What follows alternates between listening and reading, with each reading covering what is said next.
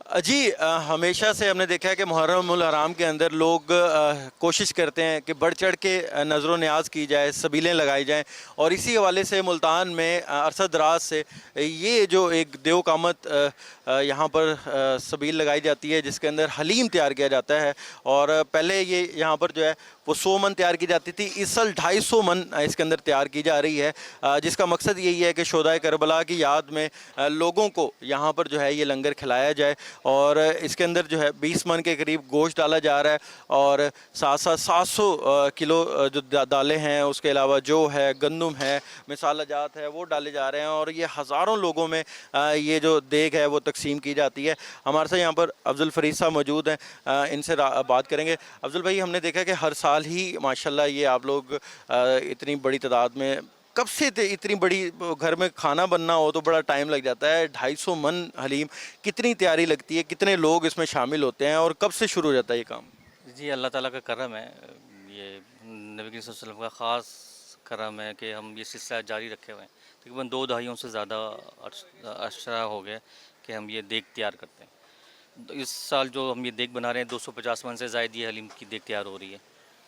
जब ये तैयार हो जाएगी, हमारा जो आया, हमने जो एस्टीमेट लगाया है, तकरीबन 40,000 से ज़ायद लोगों में ये तकसीम की जाएगी। इसके अंदर हमने 500 किलो इसमें चने की दाल डाली है, इसमें 200 किलो मसूर की दाल है, 200 किलो गंदम है, 200 किलो जौ है, इसमें 20 मन से ज़ायद इसमें गोश्त डाला गया है। फिर मुख्तलिफ मसाला जात डाले गए हैं ताकि टेस्ट इसकी जो खाए वो याद रखे।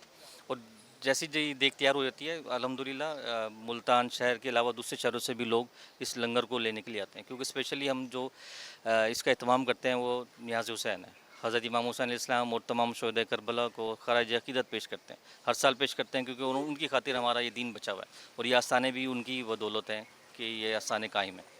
अच्छा अफजल भाई, ये भी बताएं कि ये गालबन पाकिस्तान की सबसे बड़ी देग है और एशिया की दूसरी बड़ी देग है? जी जी, अल्हम्दुलिल्लाह ये पाकिस्तान की सबसे बड़ी देग है। इससे बड़ी पाकिस्तान में कोई देग नहीं है। और देगें हैं वो छोटी हैं, कोई 10 मन की है, कोई 40 मन की है, इससे ज़्यादा की नहीं है। इसमें जो कैपेसिटी है, वैसे तो ये 100 मन के नाम से मशहूर है। अगर इसमें पकाने के लिहाज से देखा जाए तो 500 मन से ज़ायद इसमें हम पका सकते हैं। अच्छा, ये भी बताएं कि माशाल्लाह इतनी बड़ी ज़ाहिर है जब चीज़ बनाई जाती है उसके अखराजात भी बहुत होते हैं, देखने वाले हमेशा सवाल करते हैं कितना खर्चा आ जाता है? इसमें लाखों रुपए का खर्चा होता है और अल्हम्दुलिल्लाह हमारे आस्थान फ़रीदे की रिवायत है, हम किसी से ना डोनेशन लेते हैं ना चंदा लेते हैं। हमारा अपना हल्का अहबाब है, हम ये खुद ये करते हैं।